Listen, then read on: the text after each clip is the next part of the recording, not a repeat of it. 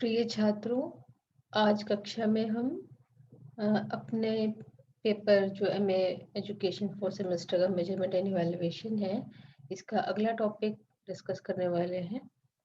तो जिसका नाम होगा need and scope of measurement.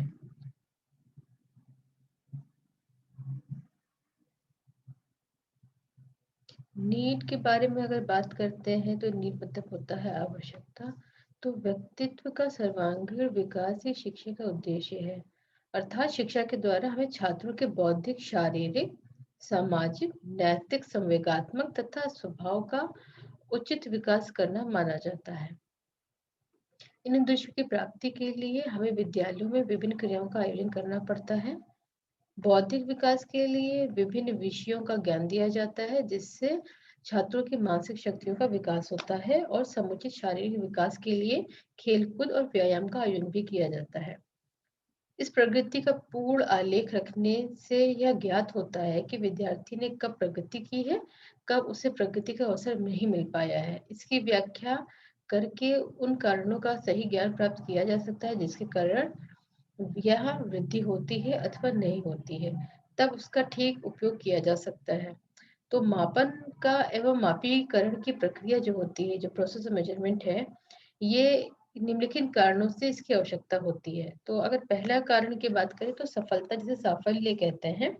तो मापन के द्वारा ही किसी चर को परिणाम में आंकने से यह ज्ञात हो जाता है कि समूह या व्यक्ति की क्षमता कितनी है। साफल्य का प्रयोग छात्रों के वर्गीकरण, स्तरीकरण, चयन, प्रगति तथा पूर्व कथनों में किया जाता है। विद्यालयों की परीक्षा का प्रमुख कार्य साफल्य ही होता है, क्योंकि छात्रों को परीक्षा में प्राप्तांकों के आधार पर श्रेणी दे दी जाती है। तो ये इसकी पहली इम्पोर्टेंट ये नीड हो गई है, मापन की आवश्यकता पहली है साफल्य। दूसरी आवश्यकता होती है निदान। साफल्य में छात्रों की योग्यताओं के स्तर की जानकारी तो होती है, लेकिन छात्रों की कमजोरियों का बोध नहीं होता है। अतः छात्रों की कमजोरियों का निदान करने के लिए भी मापन की आवश्यकता होती है।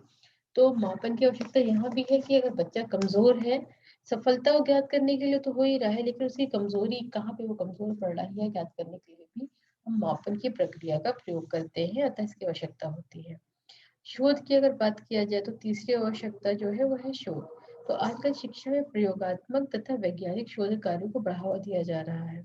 शोध कार्यों में चरों के संबंध को प्रदत्तों में आंक लिया जाता है। इन प्रदत्तों में सांख्यिकी के प्रयोग से इससे संबंध, गणक तथा कारक प्रभाव के लिए परिमाणों को प्रस्तुत किया जाता है। अतः शोध कार्यों के सामान्यीकरण तथा निष्कर्ष के लिए भी मापन अति आवश्यक है। तो इस तरह हम देखते हैं कि मापन का शिक्षा के क्षेत्र में बहुत अधिक उपयोगिता है, बहुत अधिक आवश्यकता है। अगर इसको प्रमुख भागों में विभक्त किया जाए इसकी आवश्यकताओं को, तो तीन भाग निकल कर आते हैं। जिसे पहला होता है कि छात्रों की सफलता के मापन हेतु हम मेजरमेंट या मापन का प्रयोग करते हैं। दूसरा, हमारे जो छात्र हैं वो असफल क्यों हैं, उनमें क्या समस्याएं हैं, उनकी दिक्कतों को जानने, उनकी कमजोरियों को जानने के लिए भी हम मापन का प्रयोग करते हैं, जिसे निदान कहते हैं। शोध कार्यों में भी बहुत अधिक मात्रा में मेजरमेंट का प्रयोग होता है, मापन का प्रयोग होता है। अच्छा, इसके बाद अगला जो विषय आता है जो होता है आपका स्कोप का। तो इसको ऐसा करेंगे छात्रों, अगली कक्षा में हम स्कोप, या जिसे हम कहते हैं कि क्षेत्र, है ना, मापन के विभिन्न क्षेत्र कौन कौन से हैं, इसके बारे में विस्तारपूर्वक चर्चा करेंगे। तो मापन का क्षेत्र अगला हमारा विषय रहेगा।